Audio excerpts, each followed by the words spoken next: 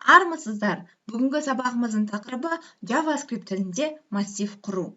Массив бұл бір типтегі берілгендер жиынтығы, немесе бір атауға біріктірілген айнымалардың реттелген тізбегі. Массивке қарапайым мысал келтіретін болсақ, бұл мына почта жәшігі. Бұнда әртүрлі ақпараттар, әртүрлі заттар сақталады. Мына берілген нөмірлер массивке индекс беру. Индексі арқылы біз өзімізге қажетті мына суырмаларды аша аламыз. Массивте де осы көптеген нөмірлердің ішінен өзімізге қажетті нөмірді таңдап, индексі арқылы қарап, біз өзімізге қажетті мәндерді ала аламыз. Мына сақталған шкафты массив деп қарасақ болады. Нөмірлерді біз индексация дейміз, ал ішіндегі мәліметтер бұл массив элементтері. JavaScript тілінде біз массивті new array кілттік сөзі арқылы құрамыз. Енді осыны практикалық жұмыста жасап көрейік. Ол үшін Sublime Text'ті ашамыз. Sublime Text'те сақтап аламыз index.html құжатын.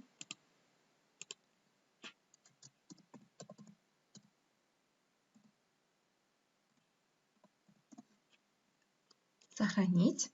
Және де осында HTML құрылымын құрамыз. Тақырыбымыз JavaScript.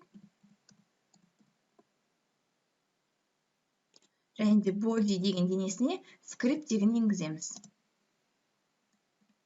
Бұл JavaScript тілін HTML тіліне енгізудің бірінші тәсілі. Var кілттік сөзі, айнымалының атауы, айнымалының атауын кез келген берсеңіздер болады. Енді мен тақырыбымыз массив болғандықтан біз айнымалына R деп бердік. New кілттік сөзі және array массив құру. Нүктелі үтір. Массивті біз new array және жақша нүктелі үтір арқылы құрамыз. Жаттап алайық кілттік сөзін. Осы массивтің ішіне енді мен мәліметтерді сақтаймын. Ол мәліметтерге сөз жату мүмкін. str деген. Сөзді білесіздер, мәтін сөз жазған кезде біз тырнақша қаламыз міндетті түрде. Сан жазатын болсақ, қарапайым өзін жаза береміз. Мысалы, 1 деген сан, бөлшек сан 8,125 дейік. Және де логикалық операторларды енгізе аламыз. Массивке кез келген типтегі кез келген айнымаларды сақтай аласыздар. Мысалы, тек қана сіздерге мәтіндерді, сөздер ғана сақтау қажет болған жағдайда, сіздер барлық сөздерді ғана сақтайсыздар. Бұл массив қарапайым бір кішкентай мәліметтер қоры ретінде қарастырылады. Ары қарай, енді экранға осы жерде өзімізге қажетті массивті шығаруымыз қажет. Ол үшін біз индексі арқылы шақырамыз. Мінеке қараңыздар, индексация бізде 0-ден басталады. Индексі міндетті түрде барлық циклде де, массивте де 0-ден бастаймыз. Бұл программалау тілінің барлығында барлық индекс 0-ден басталады. 0, 1, 2, 3. Жаттап алайық, шатасып кетпейік. 0 дегеніміз мінеке бірінші айнымалыда, 1 дегеніміз екіншісінде, 2 дегеніміз үшіншісінде. Компьютер осылай жұмыс істейді. Енді бұл жерге біз str сөзімен 8,125 деген санды, бөлшек санды экранға шығарып көрейік. Ол үшін документ write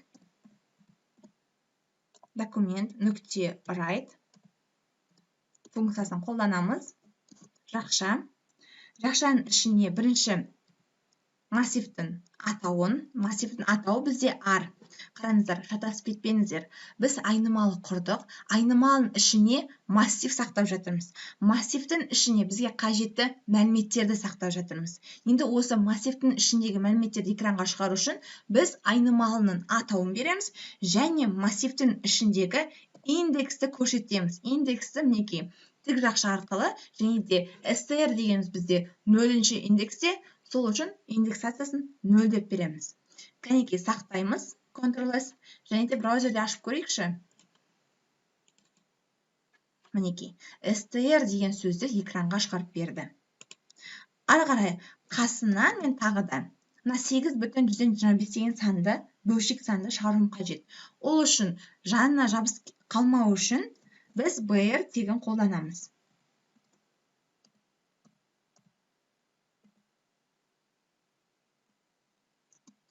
Қосылған массив атауы және де біздің индексіміз 0, 1, 2.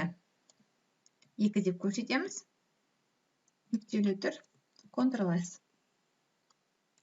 Браузерді ашып көретін болсақ, мінекей 8,125 деген санды экранға шығарып берді. Енді сіздерге тапсырма. Бұл жерде массив құрылған, массивтің ішінде мәндер берілген, және де document write функциясы арқылы 3 деген индексация және 0 деген индексациясы арқылы экранға не шығатынын Moodle платформасына жазып, үй тапсырмасы ретінде салыңыздар. Немесе осы видеоның астына комментарийға қалдырсаңыздар болады. Осымен сабағымыз аяқталды. Сау болыңыздар.